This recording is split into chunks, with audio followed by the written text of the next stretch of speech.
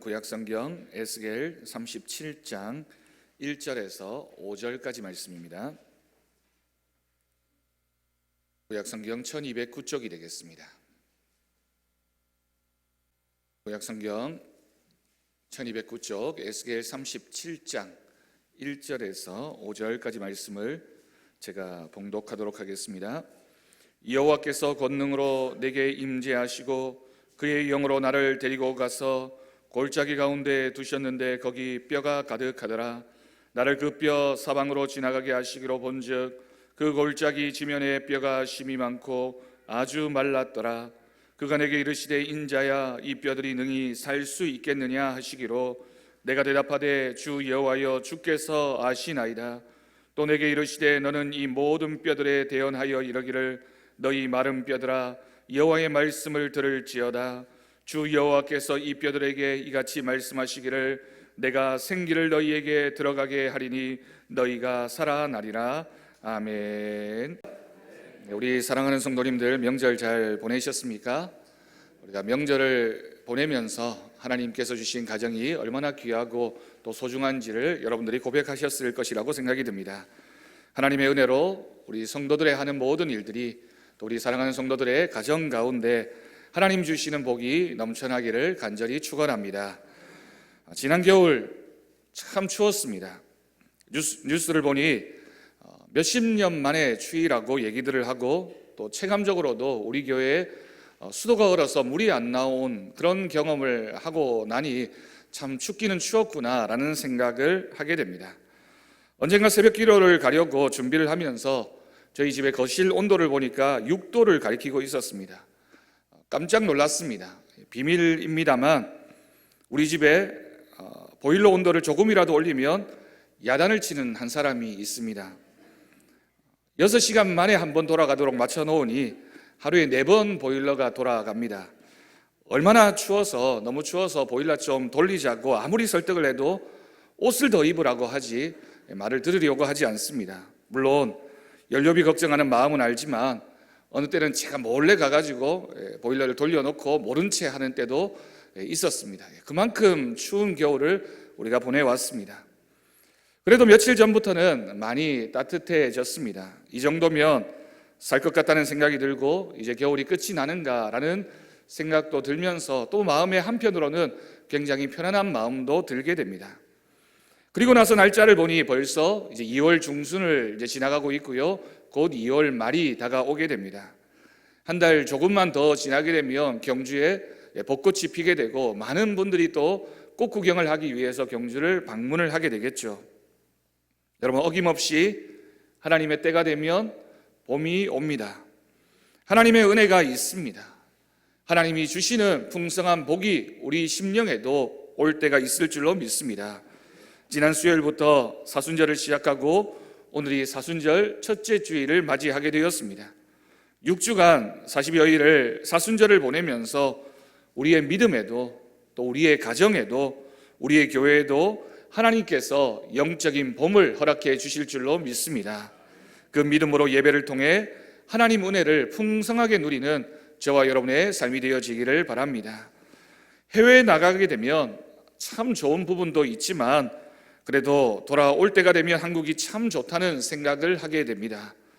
아무래도 나가 있으면 잠자리도 불편하고 먹는 것도 불편하고 특별히 말이 통하지 않아서 자신의 그런 형편이나 처지를 표현하기가 참 어려운 것이 힘들다는 생각을 하게 됩니다.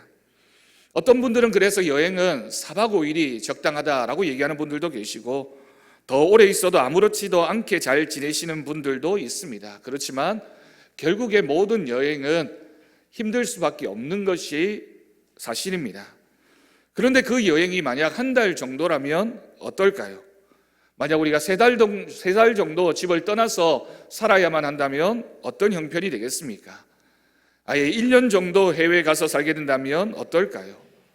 그 정도가 되면 누구든지 여행이라고 말하기는 어려울 것입니다.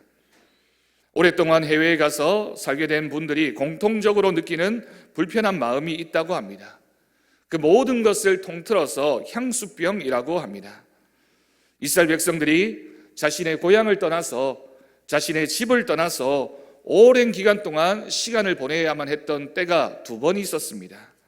첫 번째가 출애굽한 이후의 광야 40년 생활이었습니다. 이번에 이스라엘 성지순례를 가서 가신 분들이 참 많이 은혜를 받고 놀라기도 했지만 그 중에 하나가 광야를 보고 굉장히 놀랐다는 분들이 많았습니다. 막연하게 생각하고 상상했던 광야를 보시고는 정말 이스라엘 백성들의 그 불평과 원망이 이해된다고 모두들 생각했습니다. 저런 곳에서 내가 하룻밤을 지내고 한나절만 걷고 생활해도 누구든지 하나님을 원망하고 불평할 수밖에 없는 그런 생활을 40년 동안을 했다고 생각하니 그 고통과 불편함이 얼마나 대단했을까 이해할 수밖에 없습니다. 그러니 자신들이 떠나온 애굽으로 다시 돌아가고 싶었겠죠. 생각으로는 우리가 출애굽해서 가나안 땅으로 가야 한다는 것을 알면서도 그들의 생활은 그런 믿음을 힘들게 만든 것은 어쩌면 너무나도 당연한 모습이라고밖에 할 수 없을 것입니다. 이스라엘 백성들의 두 번째 경험이 바로 바벨론 포로기였습니다. 나라가 멸망당하고 포로로 잡혀와서 낯선 땅 바벨론에서 70년이라는 긴 시간을 고통스럽게 살아야만 했습니다. 언어가 다릅니다. 먹는 것도 전혀 다릅니다. 문화가 다르고 노예로 잡혀와 있으니 하는 일은 또 얼마나 고되고 희망이 없는 시간들이었을까요? 더 결정적인 것은 과연 이 포로 생활이 언제 끝이 날까? 어쩌면 끝이 나지 않을 수도 있다는 두려움이 그들 마음 가운데 생겨나게 되었을 것입니다. 1년은 참고 견뎠습니다. 3년은 그래도 희망을 가졌습니다. 10년이 지나면서 함께 고국을 떠나온 사람들이 병에 걸리기도 하고 사고를 당하기도 하고 또 나이가 들어서 하나둘씩 죽어가는 상황이 발생하게 됩니다. 자기 곁에 점점 그런 일들이 더 많아지게 되었습니다. 30년이 지나면서 이제 더 이상 바벨론 포로 1세대들은 찾아보기 어렵게 되었습니다. 우리 아버지의 조국, 우리의 어머니의 조국이라고 하지만 그들이 직접 경험해 보지도 못한 땅과 나라일 뿐입니다. 바벨론이라는 나라가 어쩌면 그들에게 있어서 더 현실적인 모습이라고 할 수 있습니다. 이 나라에 적응해서 살아야 합니다.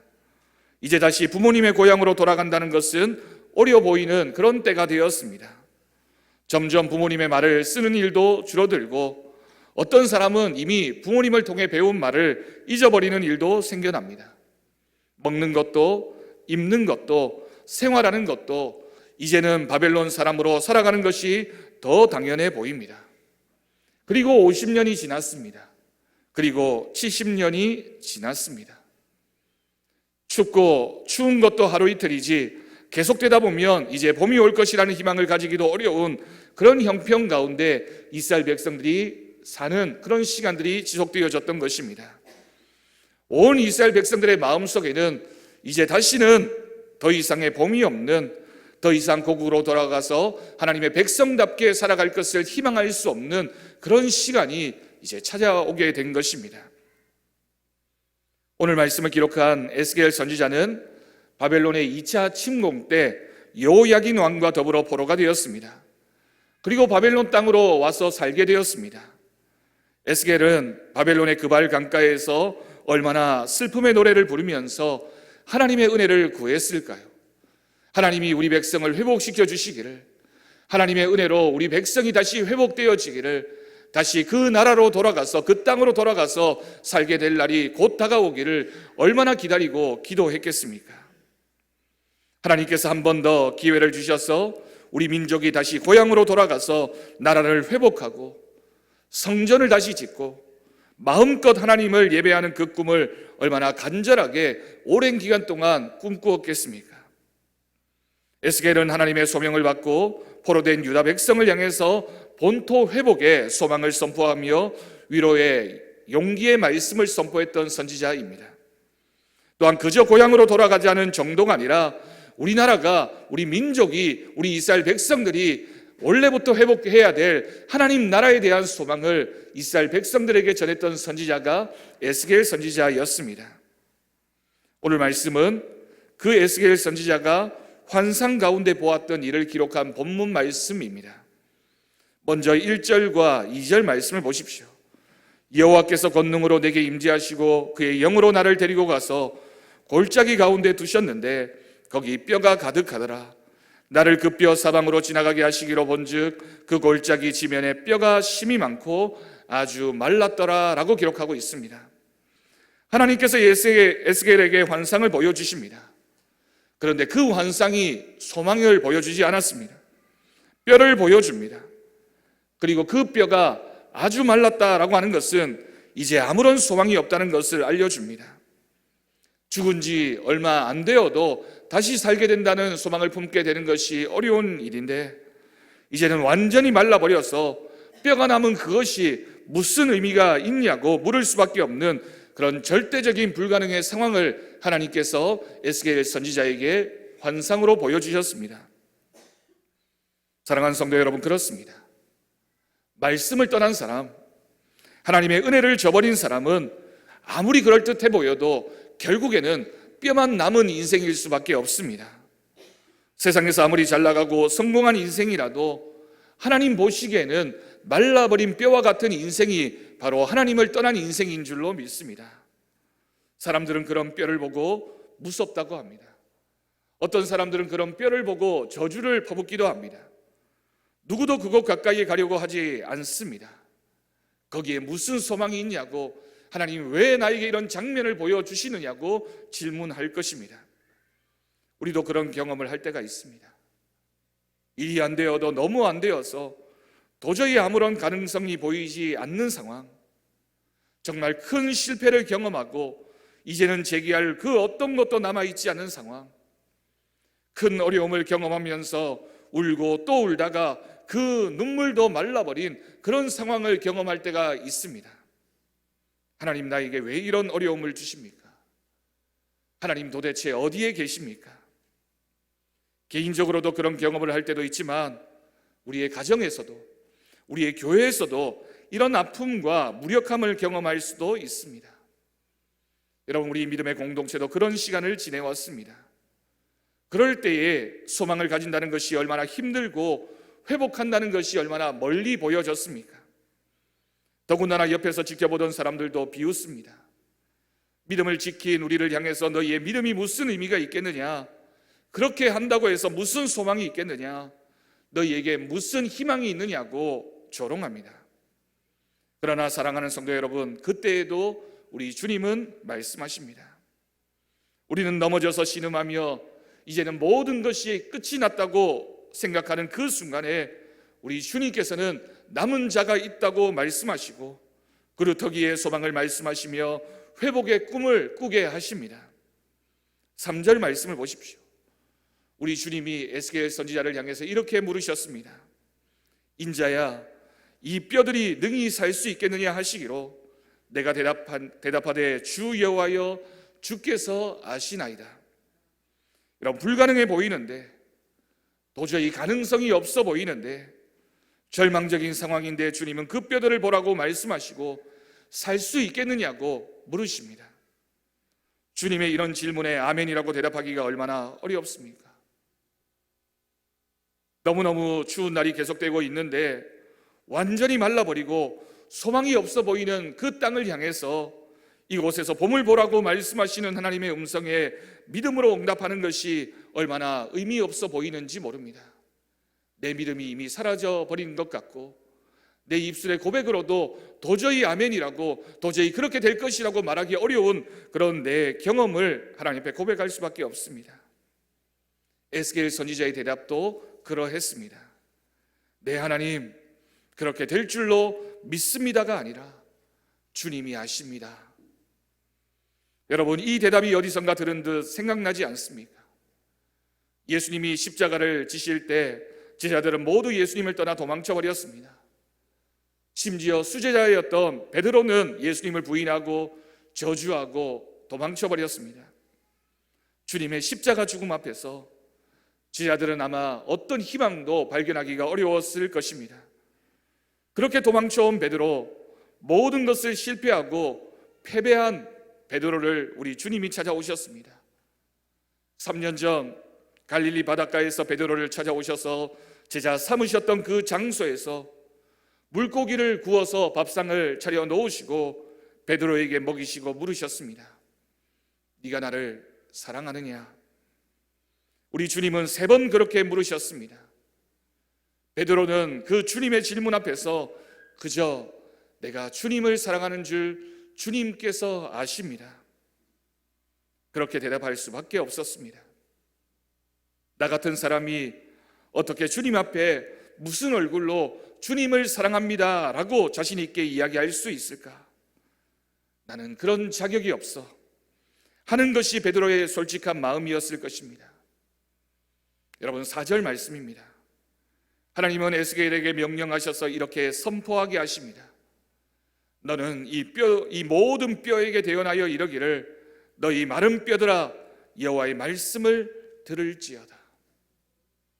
그리고 이어지는 5절 말씀입니다. 주 여호와께서 이 뼈들에게 이같이 말씀하시기를 내가 생기를 너희에게 들어가게 하리니 너희가 살아나리라. 아멘. 우리에게는 소망이 없지만, 우리의 능력은 할 수 없는 일이지만, 우리의 생각으로는 이미 될 수 없는 일이지만 주님의 말씀이 중요합니다. 여러분, 주님은 말씀하십니다. 내가 생기를 너희에게 들어가게 하리니 너희가 살아나리라. 아멘. 하나님께서 우리의 가정을, 우리의 교회를 살아나게 하셨고 또한 다시 살려주실 줄로 믿습니다. 사랑하는 성도 여러분, 우리는 하나님 말씀으로 살아가는 인생입니다. 내 능력, 내 기대, 내 의지, 내가 무엇을 한다고 해서 절망이 소망으로 바뀌지 않습니다. 오늘 말씀이 분명히 선포하고 있는 것처럼 하나님의 생기가, 성령님이 역사하셔야지 우리가 살아나는 은혜가 있을 줄로 믿습니다. 사랑하는 성도 여러분, 여기서 우리가 분명히 기억해야 할 것이 있습니다. 어떻게 이런 기적이 가능할까요? 어떻게 이런 기적이 가능했을까요? 70년 바벨론 포로 생활을 끝내고 돌아오기까지 그들의 언어와 문화와 신앙과 신념을 지킬 수 있었던 원인이 과연 무엇일까요? 여러분, 유대교 신앙의 핵심이 무엇인지 아십니까? 물론 여러 가지가 있겠지만 성전은 유대인들에게 있어서 하나님의 임재를 상징하는 가장 중요한 신앙의 장소였습니다.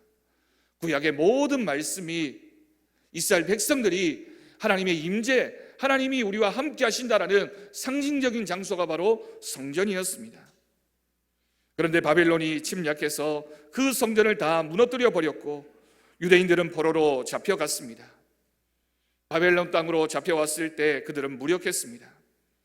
하나님은 성전에 계시는데 그 성전이 무너져 버렸고, 하나님은 이스라엘 예루살렘에 계시는데 자신들은 이제 하나님을 예배할 수도 기도할 수도 없다라고 생각했습니다. 더군다나 바벨론에 와보니 바벨론에는 그들이 섬기는 태양신도 있고 달의 신, 별의 신, 농사의 신, 풍요와 번성의 신을 섬기고 있습니다.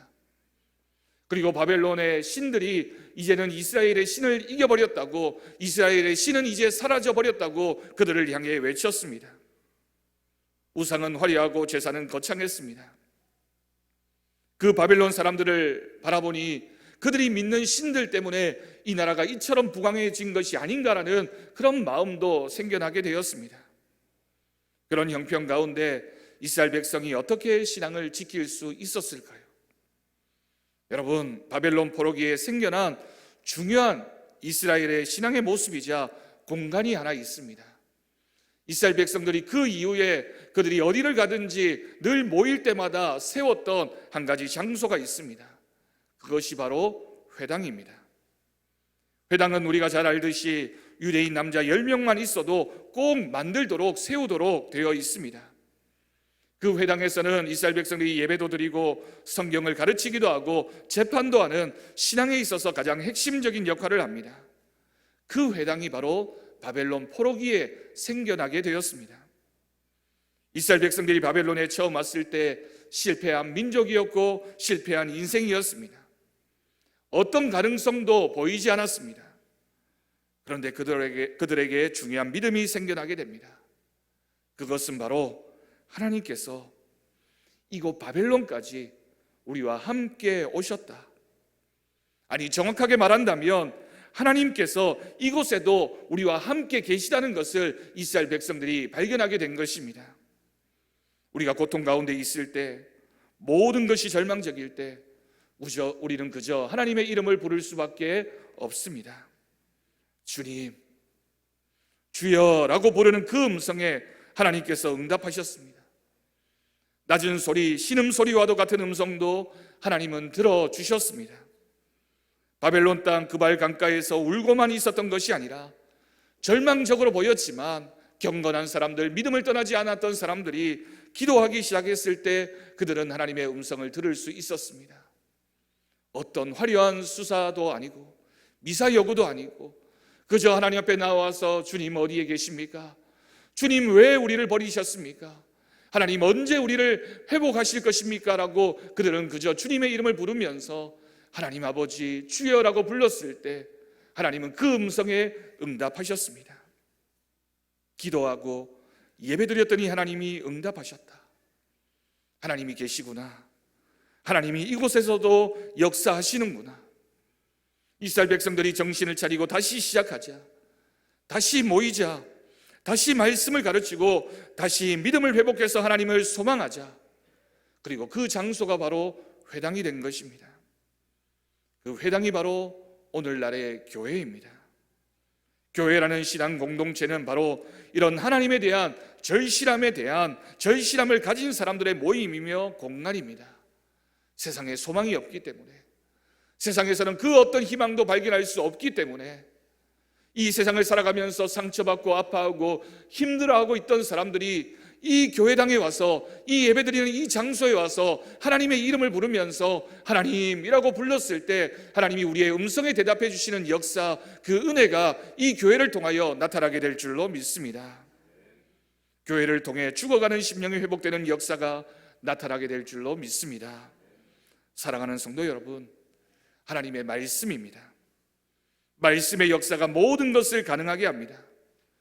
하나님의 말씀이 죽어가는 심령을 다시 살리고 식어버린 우리의 믿음을 회복시켜 주십니다. 절망의 골짜기, 마른 뼈가 다시 살아나는 기적의 역사가 바로 하나님의 말씀의 역사 때문에 일어났습니다. 우리 경주항성교회가 하나님의 말씀으로 다시 회복되어지고 다시 살아나는, 그래서 하나님 주신 사명 감당하는 믿음의 역사, 은혜의 역사가 우리 가운데 나타나고 있습니다. 하나님께서 이미 우리에게 보여주셨습니다. 3년 전, 4년 전 우리 교회에 소망이 없어 보였을지도 모릅니다. 그런데 소망이 있었습니다. 그때 새벽 기도에 모여 기도하는 분들이 계셨고, 포기하고 실망하지 않고 예배드리고 믿음을 지킨 성도들이 있었고, 그리고 하나님 말씀의 역사가 있었습니다. 하나님 말씀을 사모하는 그 믿음이 마른 뼈를 살리시는 하나님의 역사로 나타난 줄로 믿습니다. 여러분, 사순절을 시작했습니다. 사랑하는 성도 여러분, 이번 사순절 마른 뼈가 살아나는 역사를 소망합니다. 여호와의 생기가 우리 모든 성도들의 심령을, 우리 성도들의 가정을, 우리 교회를 살리는 역사로 나타날 줄로 믿습니다. 사순절 기간 여러분 기도합시다. 새벽 기도에, 수요 기도의 불을 다시 지핍시다. 말씀을 읽고 묵상하며 예배의 기쁨을 회복하십시다. 찬양의 능력, 전도의 열정이 살아나는 성도들이 됩시다. 주님의 영이 마른 뼈를 살리는 역사로 우리의 모든 삶을 살리시는 귀한 사순절 기간이 되기를 간절히 축원합니다. 주님께서 오늘 이 시간 이 예배를 통하여 우리를 부르고 계십니다. 다시 살아나야 될 것을 말씀하십니다. 너희가 기도할 때, 예배드릴 때, 모일 때 하나님께서 역사하시고 하나님의 크신 권능으로 우리를 살리시는 하나님의 은혜가 있을 줄로 믿습니다. 이번 사순절 기간을 보내면서 우리 교회에 죽어가던 모든 심령들이 하나님의 역사와 하나님 주시는 소망이 우리 교회를 살리고 우리의 가정을 살리고 하나님의 은혜로 우리의 죽어가는 심령이 살아나는 역사가 있게 될 줄로 믿습니다. 그 믿음으로 주님 앞에 나아가는 거룩한 성도들 되기를 간절히 축원합니다. 기도하겠습니다. 하나님 아버지, 춥고 추운 겨울이 지나고 이제 봄이 찾아오는 것 같습니다. 그리고 사순절이 시작되어졌습니다. 하나님, 한 해를 시작한 지 얼마 되지 않았지만 우리의 마음속에 어느덧 나태함이 밀려오고 하나님의 예배를 소홀히 여기는 우리의 마음을 돌아보게 하여 주옵소서. 이 사순절 기간을 보내며 절망이 없는 곳에 소망을 주시고 추운 겨울을 이겨내는 봄을 허락하여 주시는 하나님의 은혜를 소망하며 예배의 자리, 기도의 자리, 말씀과 은혜의 자리로 나아가는 우리 성도들에게 주님 역사하여 주옵소서. 다시 한번 우리의 마음을 우리의 옷깃을 여미게 하시고 하나님, 우리의 무릎을 주님을 향해 꿇게 하시며 우리가 드리는 예배와 기도를 통하여 하나님의 기적의 역사가 나타나며 하나님의 크신 일들이 우리의 삶을 통하여 나타나게 될 줄로 믿습니다. 하나님, 우리 교회를 살려 주옵소서. 하나님, 우리 교회의 믿음의 공동체를 살려 주옵소서. 하나님, 우리의 가정을 살려 주옵소서. 우리 죽어가는 심령을 살려 주옵소서. 하나님의 역사로 모든 것이 다시 살아나는 역사가 나타나게 하여 주옵소서. 그 믿음으로 이 사순절을 보내는 우리 모든 심령들에게 주님 은혜 다하여 주옵소서. 감사드리옵고 예수님의 이름으로 기도드립니다. 아멘.